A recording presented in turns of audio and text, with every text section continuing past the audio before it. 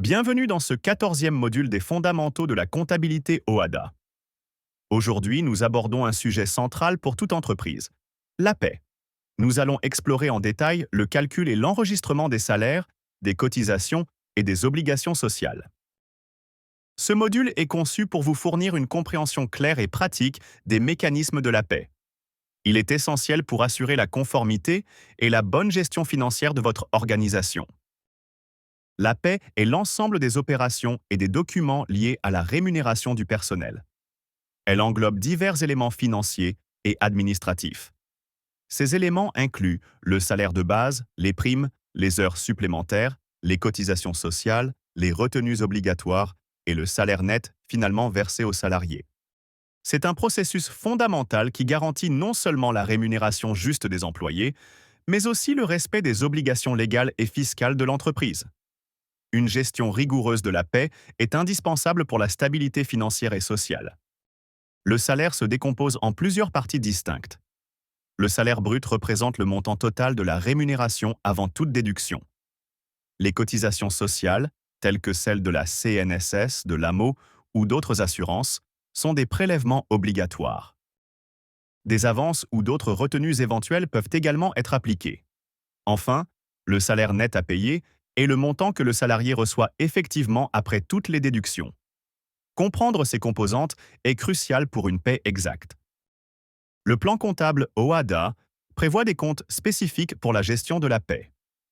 Le compte 641 est dédié aux salaires et traitements, tandis que le compte 645 enregistre les charges sociales patronales. Le compte 431 est utilisé pour les dettes sociales, comme la CNSS ou l'AMO. Le compte 421 représente les rémunérations dues au personnel. Enfin, les comptes 512 ou 53 sont mobilisés pour le paiement effectif du salaire via la banque ou la caisse. Cette structure comptable assure une traçabilité et une séparation claire des flux financiers. Prenons un exemple concret. Un salarié perçoit un salaire brut de 200 000 FCFA. Les cotisations sociales à sa charge s'élèvent à 30 000 FCFA et celles à la charge de l'entreprise à 18 000 FCFA. Au moment du calcul, l'écriture comptable est la suivante. Nous débitons le compte 641, salaire pour 200 000 FCFA. Nous créditons le compte 421, personnel pour 170 000 FCFA, représentant le net à payer. Enfin, nous créditons le compte 431, dette sociale pour 30 000 FCFA. Cette écriture formalise l'obligation de l'entreprise envers le salarié et les organismes sociaux. Les cotisations patronales, qui s'élèvent à 18 000 FCFA dans notre exemple, sont enregistrées séparément. Elles constituent une charge supplémentaire pour l'entreprise. L'écriture comptable est la suivante. Nous débitons le compte 645, charge sociale pour 18 000 FCFA. Nous créditons le compte 431, dette sociale pour le même montant de 18 000 FCFA. Cet enregistrement reflète l'augmentation du coût du personnel pour l'entreprise, au-delà du salaire brut. Une fois le salaire calculé, vient l'étape du paiement du salaire net aux salariés.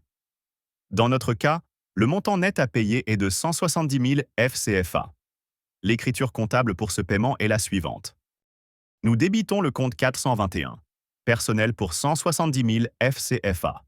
Nous créditons le compte 512, banque pour 170 000 FCFA.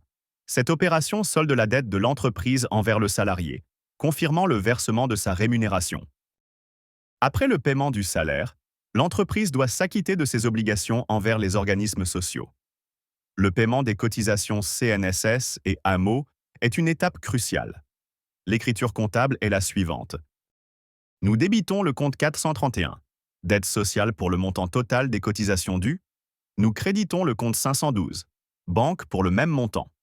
Cette transaction clôture les obligations sociales de l'entreprise pour la période concernée, assurant sa conformité.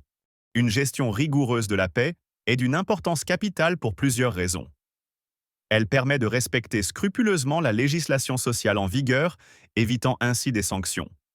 Une paie bien tenue prévient les pénalités de la CNSS et de l'administration fiscale. Elle garantit également une transparence totale avec les salariés, renforçant la confiance. De plus, elle offre une maîtrise précise du coût du personnel, et contribue à la production d'états financiers fiables et exacts.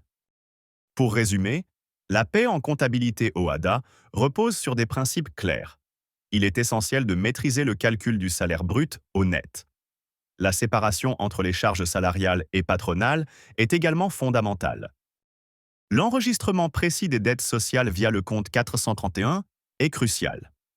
Enfin, le paiement correct du personnel, géré par le compte 421, est la dernière étape. C'est un processus comptable structuré, obligatoire et indispensable. Félicitations! Vous avez maintenant une compréhension solide des bases du traitement de la paie en comptabilité OHADA.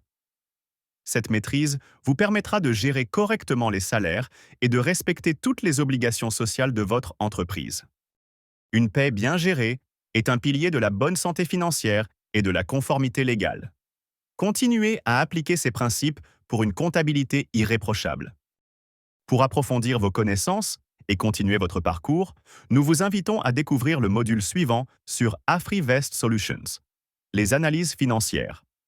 Ensemble, nous construisons une comptabilité solide et professionnelle.